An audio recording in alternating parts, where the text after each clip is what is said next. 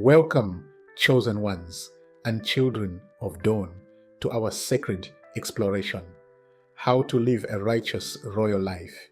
We are reminded that life is for a purpose to which every outward thing doth point. The trees with leaves like a shield or like a sword wage vigorous warfare with the elements.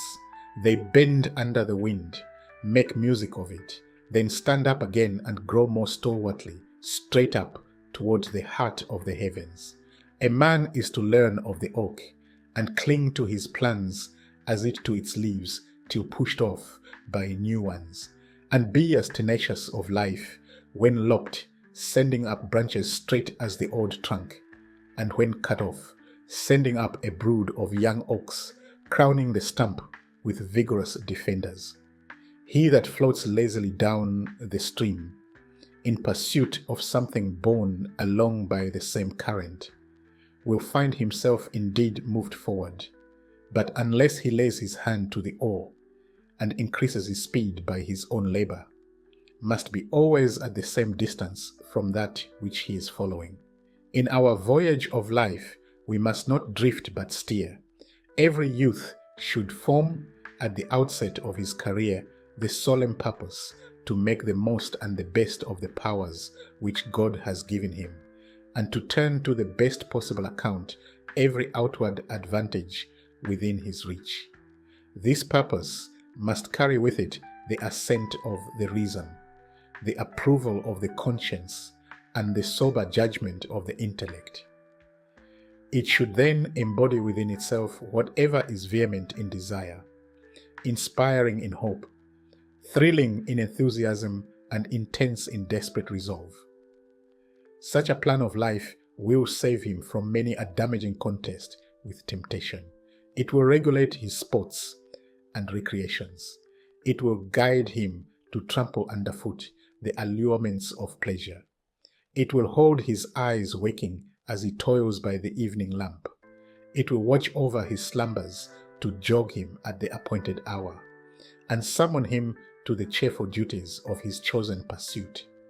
Those who live with this sense of divine purpose and intention will find their path illuminated from within, their journey filled with peace, harmony, and fulfillment. You must think out your work and work out your thought. No one can pursue a worthy object with all the powers of his mind and yet make his life a failure.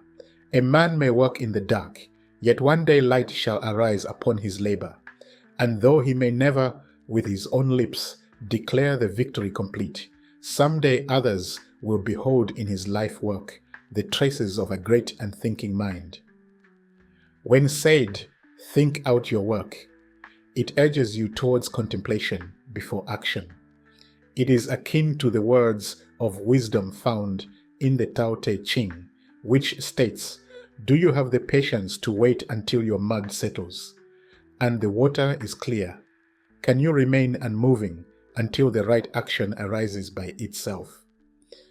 On the other hand, work out your thought underscores execution and application of the aforementioned contemplation.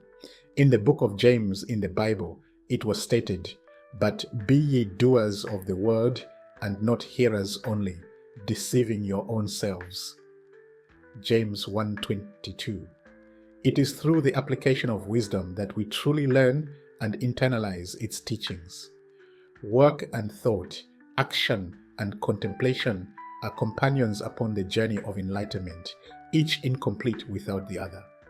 One provides direction, the other makes the journey. Though there may be instances of where you work out your thought, and seems that no results are happening, what are you to do then, dear seeker? Sometimes our labors appear fruitless, our efforts unnoticed. Yet one mustn't lose heart. We are to remember the wisdom espoused in the Bhagavad Gita, where Lord Krishna advises Arjuna to fulfill his dharma, his duty, without attachment to outcomes. Verily wise Solomon counseled in Ecclesiastes, "Whatever your hand finds to do, do it with all your might."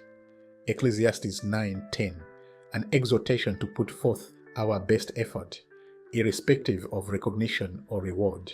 In Taoism, this passes into the concept of Wu Wei, or effortless action, which encourages flowing with the present, embracing the natural course of things. Remember, child of the dawn, recognition is but the world's fleeting applause. The real reward is the growth, refinement, and wisdom cultivated through continuous effort. Persist, for the universe itself recognizes your work, even if the world around you does not.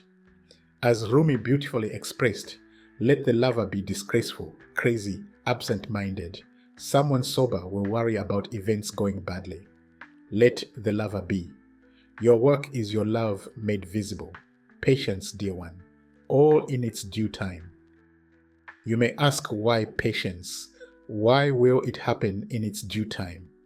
In the cosmic weave of time, everything unfolds according to a divine plan, a cosmic law that governs all happenings.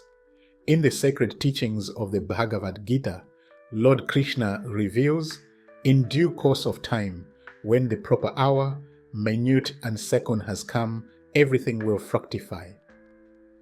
In similar accord, the esteemed Ecclesiastes from the Hebrew scriptures affirms, to everything there is a season and a time to every purpose under heaven.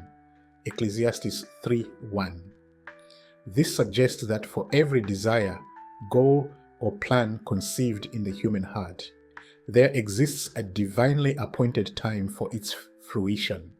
When we understand this law of nature, we learn to flow with life's rhythms, releasing our impatience and surrendering our timing to the one above all. We cultivate trust, fostering faith that all things will occur in their due time, bearing fruit when they are meant to.